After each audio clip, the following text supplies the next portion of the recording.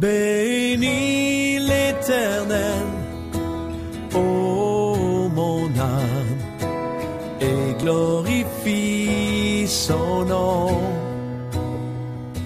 Chante plus que jamais, ô mon âme, je glorifierai ton nom. Voici l'aurore, le jour se lève, tout à nouveau je veux chanter, malgré les circonstances et ce qui pourrait m'attendre. Le soir encore, je te chanterai. Oui, bénis l'Éternel, ô mon âme, et glorifie son nom. Chante plus que jamais, ô mon âme, je glorifierai ton nom. Tu es bonté, lent à la colère, ton nom est grand et ton cœur est bon. Pour tes bienfaits je chanterai sans cesse. Sans nombre sont les raisons de mon cœur.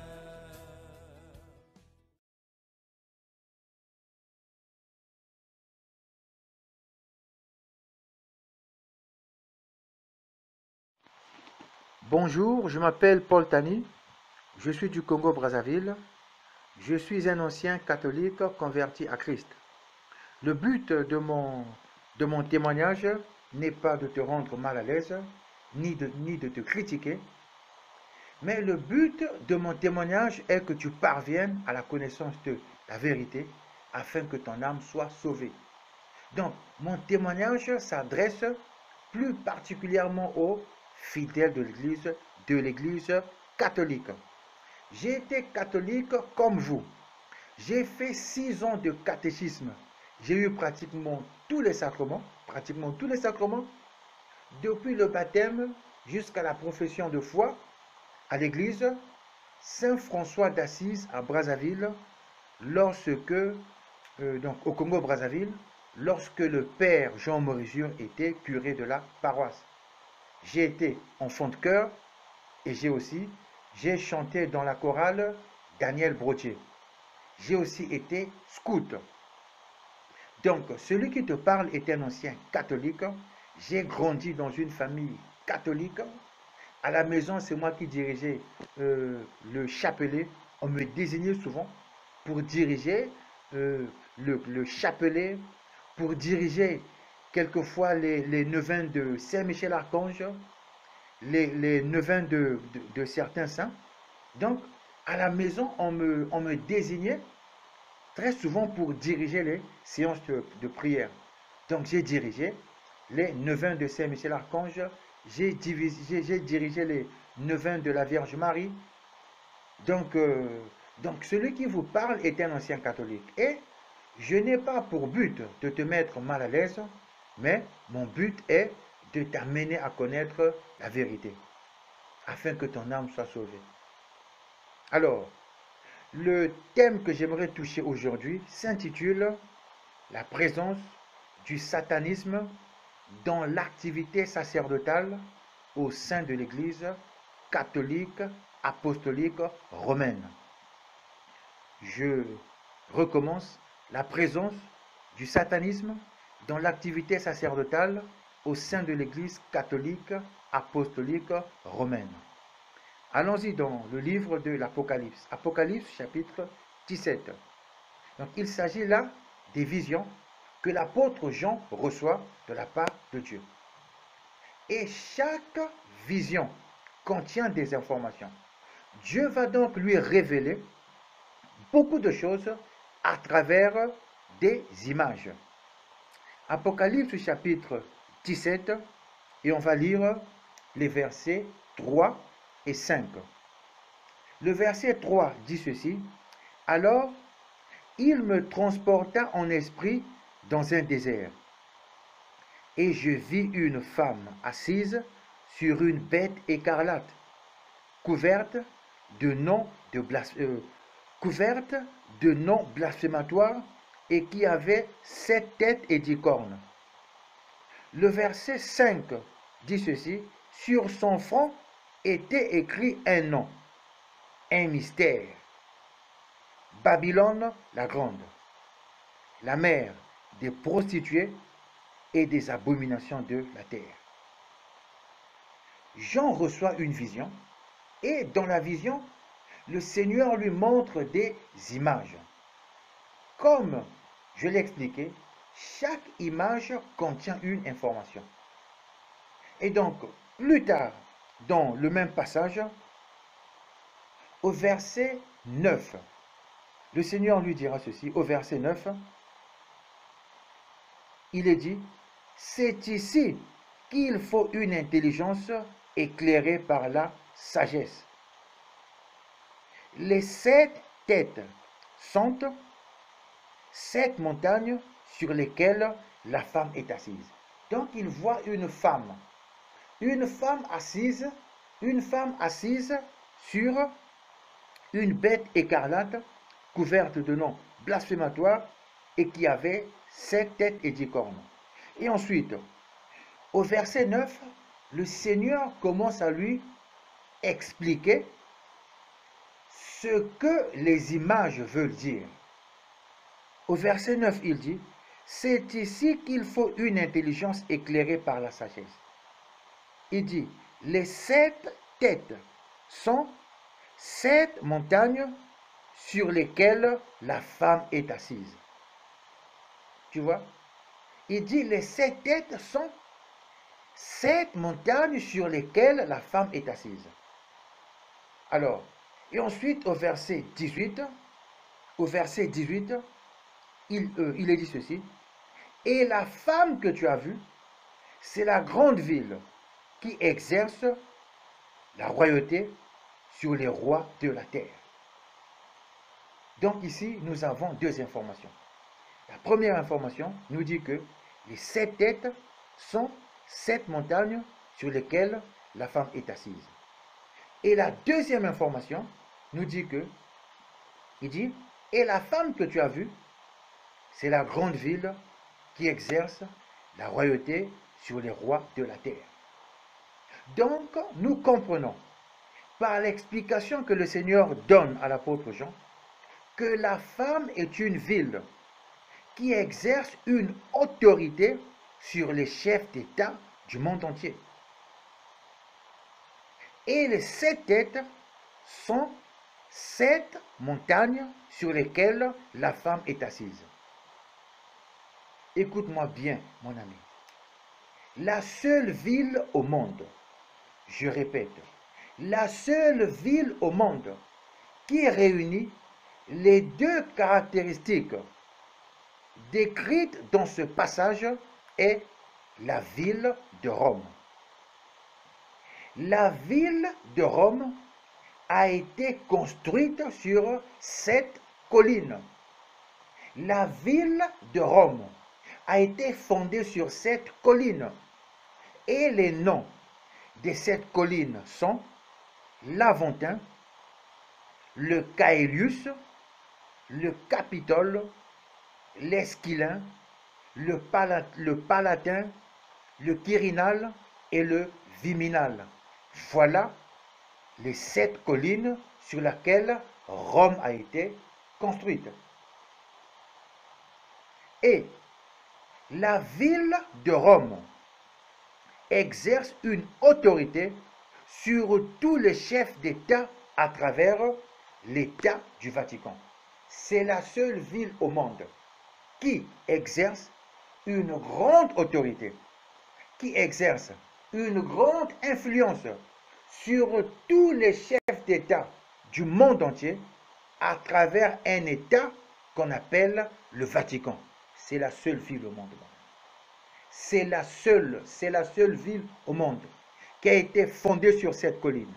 Et c'est la seule ville au monde qui, à travers l'État du Vatican, exerce une autorité sur tous les chefs d'État du monde entier. C'est la ville de Rome. Et ce qui fait du Vatican une institution religieuse que Dieu, dans son langage, appelle Babylone la grande, la mère des prostituées et des abominations de la terre, ce qui fait de Vatican une institution puissante, c'est ce que nous les hommes, nous appelons Église catholique apostolique romaine. Je recommence. Ce qui fait de Rome une ville puissante, c'est l'État du Vatican.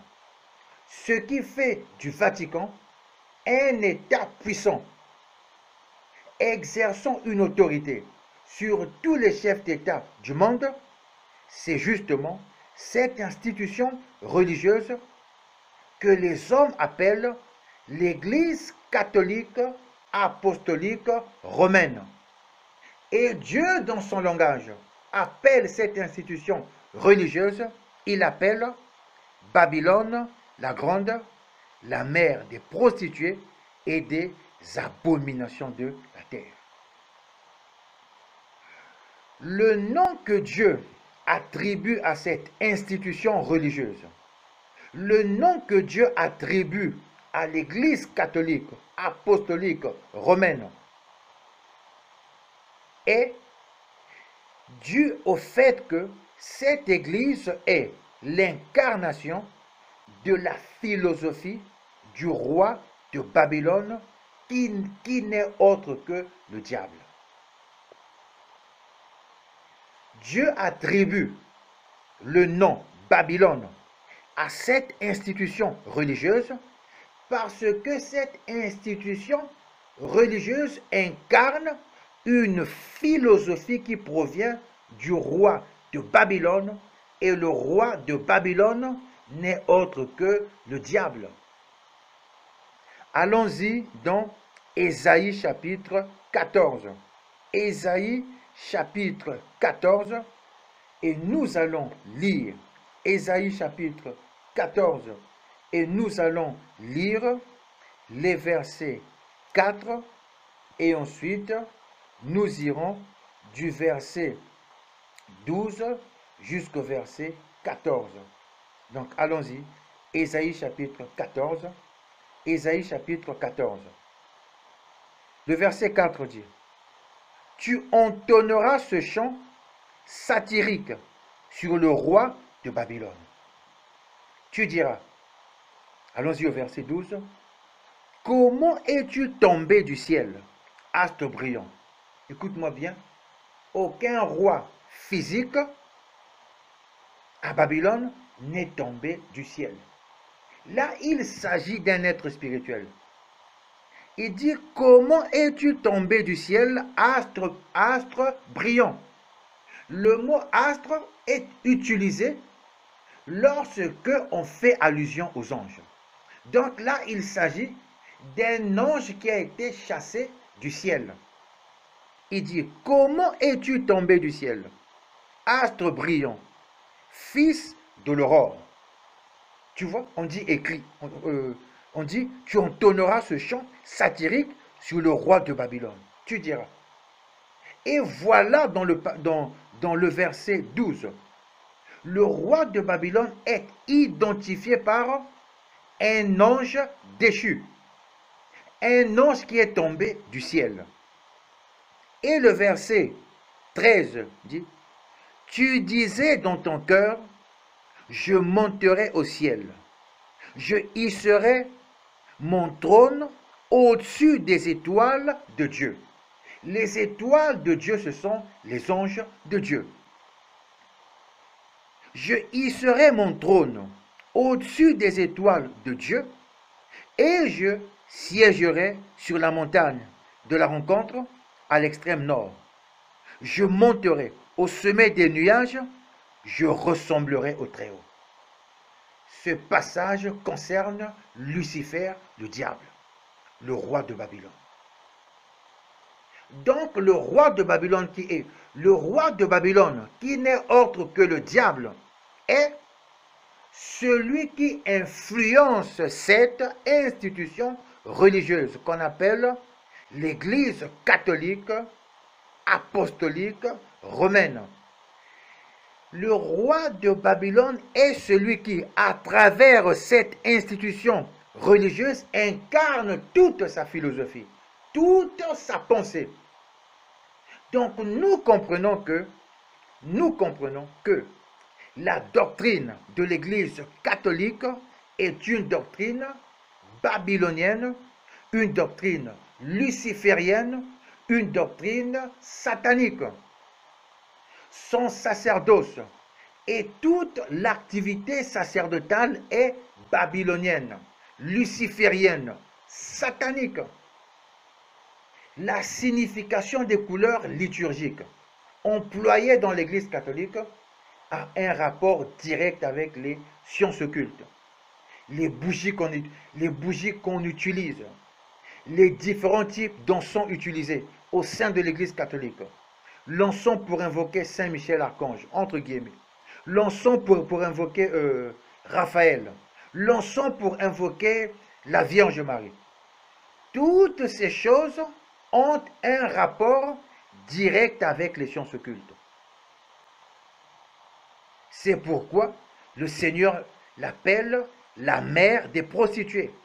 La mère des prostituées. C'est la mère des prostituées, c'est-à-dire celle qui enfante des déviations doctrinales.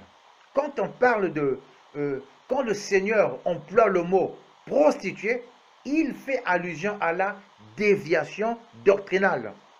Donc, cette institution est appelée la mère des prostituées. Pourquoi? Parce qu'elle enfante des déviations doctrinales par rapport au message authentique des apôtres. On dit la mère des prostituées et des abominations de la terre. Donc l'empire de Babylone, le Seigneur nous révèle que l'empire de Babylone s'est caractérisé par la pratique de la magie, la sorcellerie, l'astrologie, la divination. Donc, c'est ça ce qui caractérise cet empire.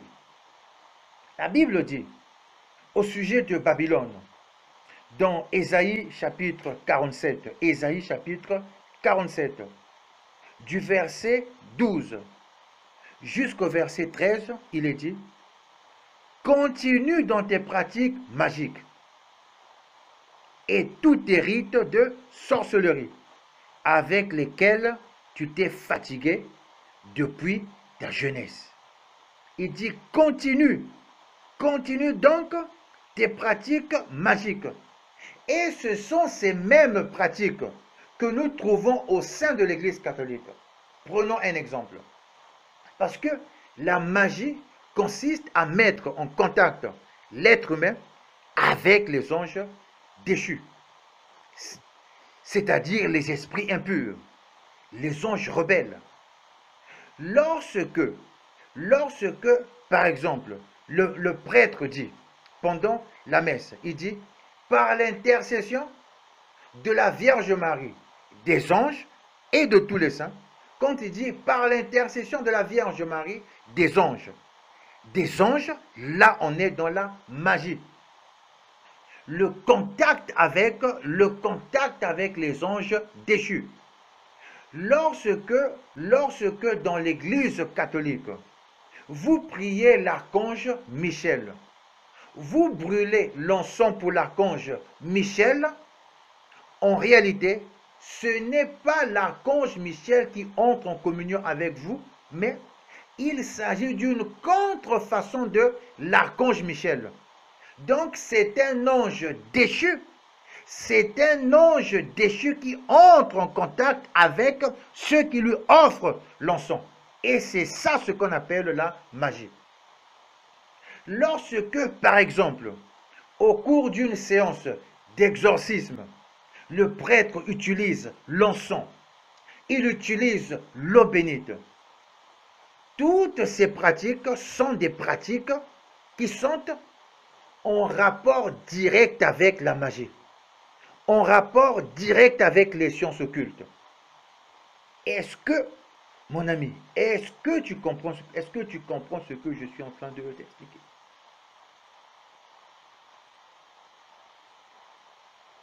La Bible nous interdit d'invoquer les anges. La Bible nous interdit d'invoquer les anges.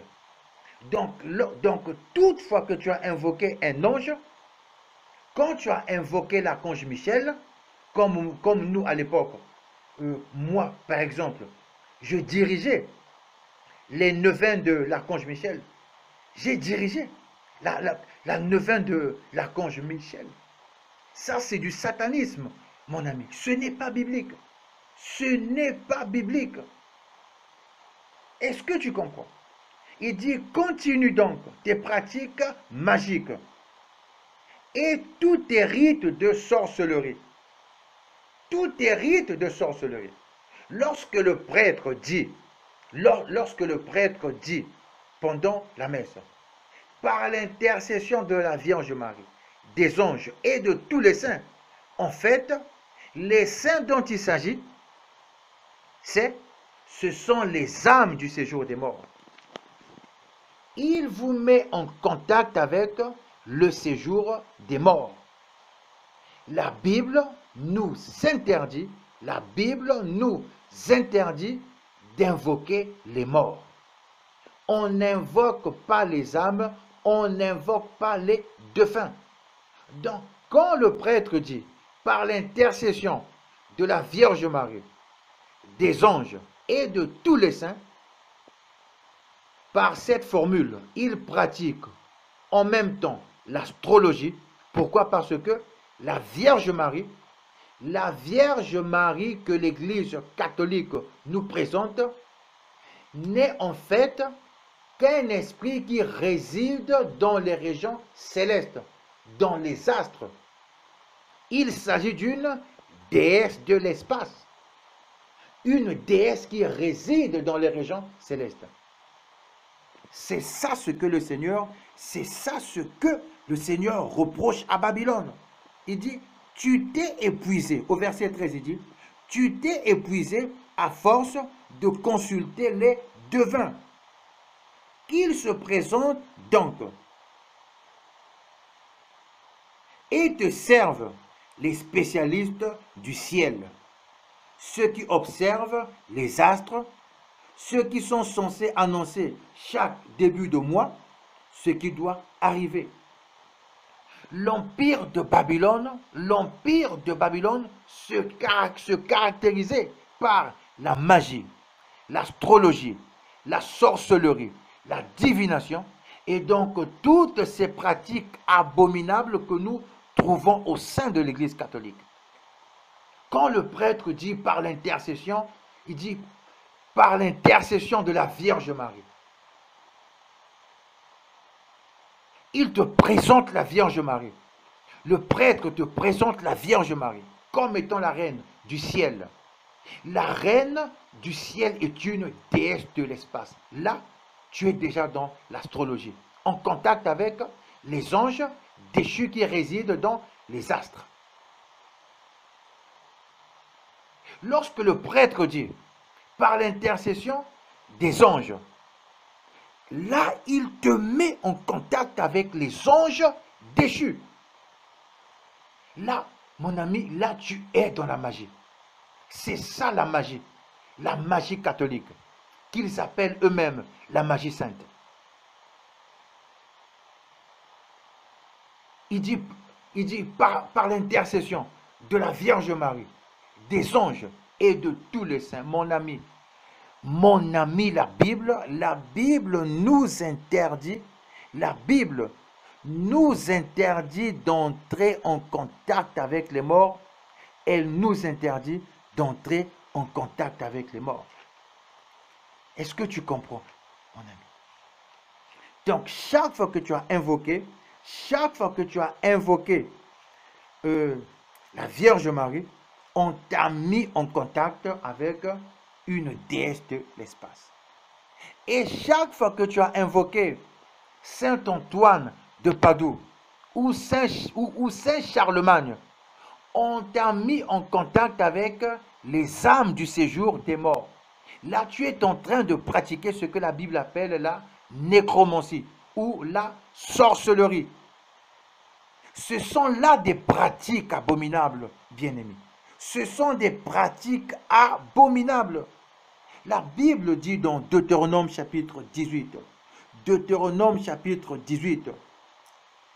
du verset 10 jusqu'au verset 12, il est dit qu'on ne trouve chez toi personne qui fasse passer son fils ou sa fille par le feu, personne qui exerce le métier de devin, d'astrologue, d'augure, de sorcier, de magicien, personne qui consulte les esprits ou les spirites, personne qui interroge les morts.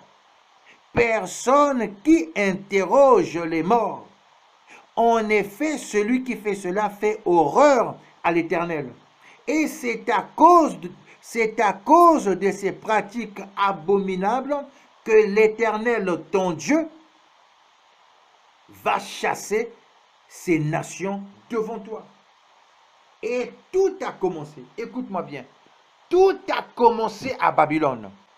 L'empire que Nimrod avait bâti, l'empire que Nimrod avait construit. C'est de là où tout est parti. Voilà pourquoi le Seigneur dit la mère des prostituées. La mère des prostituées et des abominations de la terre. Est-ce que tu comprends? Et toute cette philosophie s'est incarnée dans ce que nous appelons l'Église catholique apostolique romaine.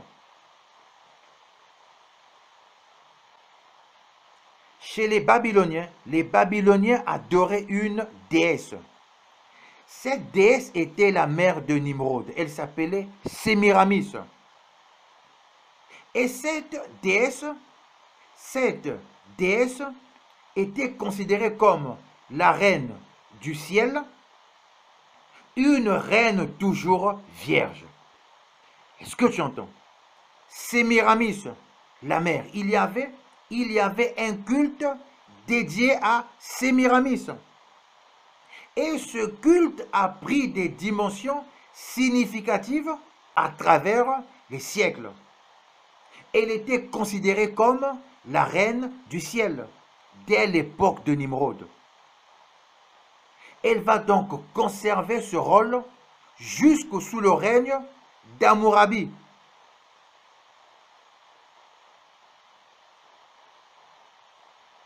Et ensuite, elle fut admise au panthéon des divinités babyloniennes à l'époque de Nebuchadnezzar. Cette reine toujours vierge. Cette reine toujours vierge. Et aussi représentée, tenant dans ses bras Tammuz, un fils qui n'a pas de père. Tu vois? Bien-aimé, sors de l'Église catholique. Abandonne l'Église catholique. Sors de l'Église catholique. J'ai été catholique comme toi. J'ai été catholique comme toi. Mais lorsque j'ai commencé à chercher Jésus de tout mon cœur, alors progressivement, le Seigneur m'a illuminé jusqu'à ce que j'ai vomi la doctrine de l'Église catholique. Est-ce que tu comprends, mon ami? Dans l'Église catholique, on te fait pratiquer. Dans l'Église catholique, on te fait pratiquer, sans que tu ne te rendes compte, la magie, la sorcellerie, l'astrologie. Est-ce que tu comprends? Il y a des gens qui disent, non, mais voilà, J'ai prié la Vierge Marie. Je lui avais demandé, je lui avais demandé telle chose. J'ai pris une neuvaine et à la fin de ma neuvaine, j'ai obtenu mon résultat. Mon ami, la Bible dit que Satan se déguise en ange de lumière. Il est capable de te donner le résultat pourvu qu'il te maintienne sur le chemin de la perdition. Il y a des gens qui disent, j'ai prié tel saint et j'ai vu le résultat. Ce sont des esprits séducteurs, mon ami. Ce sont des esprits séducteurs qui produisent ces résultats. Leur objectif, c'est de te maintenir sur le chemin de la perdition. La Bible dit que le diable se déguise en ange de lumière. Cette divination est même pratiquée dans le renouveau charismatique. Le diable a conçu une contrefaçon pour imiter les dons du Saint-Esprit. Et ces esprits séducteurs sont en train d'opérer dans ce que vous appelez le renouveau charismatique.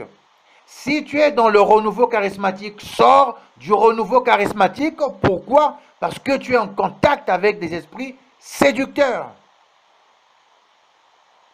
Des esprits séducteurs qui imitent les œuvres du Saint-Esprit. C'est une contrefaçon. Quand Satan s'est rendu compte qu'il commençait à perdre des fidèles au sein de l'Église catholique, qu'est-ce qu'il a fait? Il a conçu cette contrefaçon qu'on appelle le renouveau charismatique. Et dans le renouveau charismatique, il a missionné des esprits séducteurs.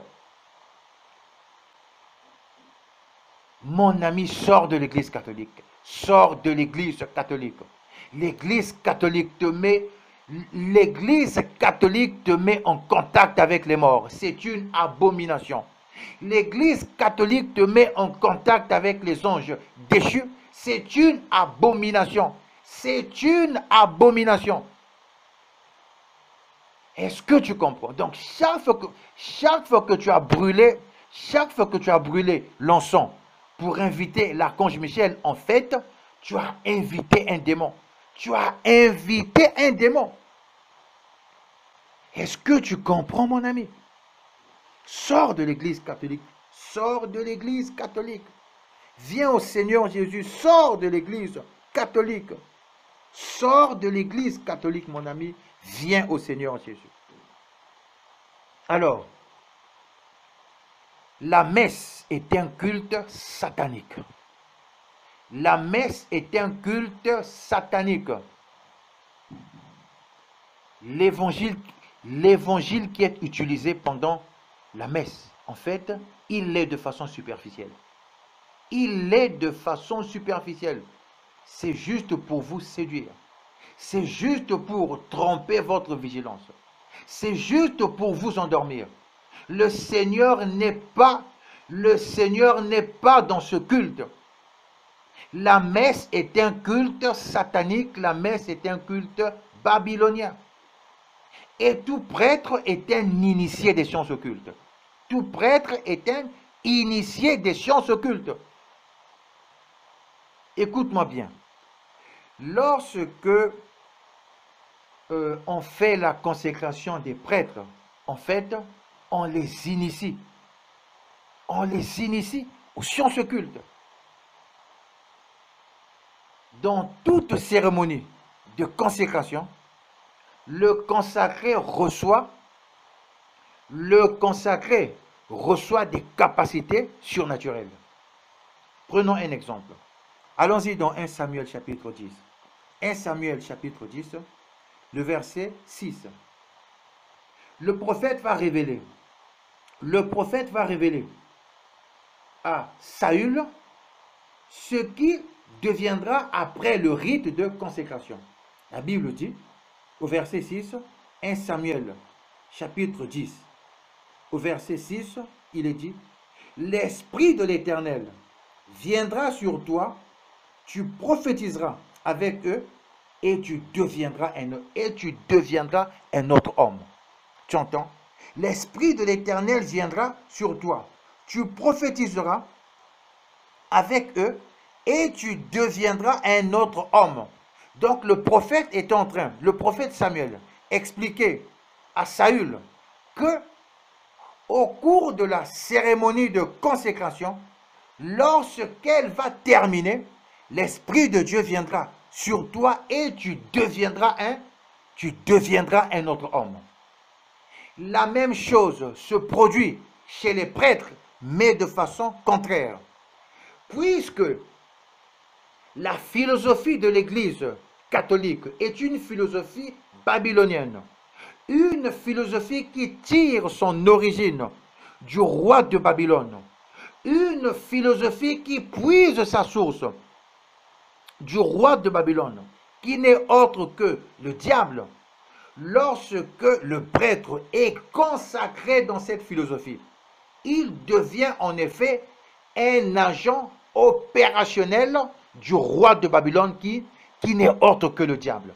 Donc lorsque le prêtre est consacré, quand la consécration termine, le prêtre devient un autre homme. Ça veut dire un initié des sciences occultes. Le prêtre devient un initié des sciences occultes. Tout prêtre est initié des sciences occultes. Est-ce que tu comprends? Tout prêtre de l'Église catholique, est un initié des sciences occultes. Ce sont des agents du malin, mon ami. Sors de l'Église catholique, bien-aimé. Sors de l'Église catholique. Pourquoi? Parce que si tu persistes dans l'Église catholique, tu iras à la perdition éternelle. Et le but de Satan, c'est de t'amener avec lui à la perdition éternelle. La Bible dit, dans Apocalypse chapitre 18, il dit, « Puis j'entendis une autre voix venant du ciel qui disait, « Sortez du milieu d'elle, mon peuple, afin de ne pas vous associer à ses péchés. » Il dit, « Sortez de Babylone, afin de ne pas vous associer à ses péchés. » Afin de ne pas t'associer à l'idolâtrie, la magie, l'astrologie, la sorcellerie qui est pratiquée au sein de l'Église catholique. Sors de cette institution, bien-aimé. Comme moi je suis sorti. Vomis cette institution. Vomis cette institution comme moi je l'ai vomi. J'étais catholique comme toi. J'ai grandi dans le catholicisme. Je viens d'une famille catholique comme toi. Mon ami, sors de l'Église catholique. La Bible dit, sortez du milieu d'elle. Sortez du milieu d'elle, mon peuple, afin de ne pas vous associer à ses péchés. Afin de ne pas vous associer à ses péchés. Sors de l'Église catholique et cherche une assemblée véritable. Demande au Seigneur de te conduire dans une assemblée authentique. Demande au Seigneur de te conduire dans une église authentique. Prions le Seigneur. Père éternel, dans le nom de Jésus-Christ, je te prie, Seigneur, d'illuminer les yeux du cœur de tout catholique qui entend ce message. Je te prie, Père éternel, de le réveiller, Seigneur, de l'arracher aux puissances des ténèbres. Seigneur, ouvre ses yeux, Seigneur. Ouvre ses yeux au Père éternel. Donne-lui, Seigneur, de comprendre. Donne-lui, Seigneur, de discerner, afin qu'il se détourne de toutes les abominations pratiquées au sein de l'Église catholique. Je te le demande, Père, au nom de Jésus-Christ, notre Seigneur et Sauveur. Amen. Que Dieu te bénisse, bien-aimé.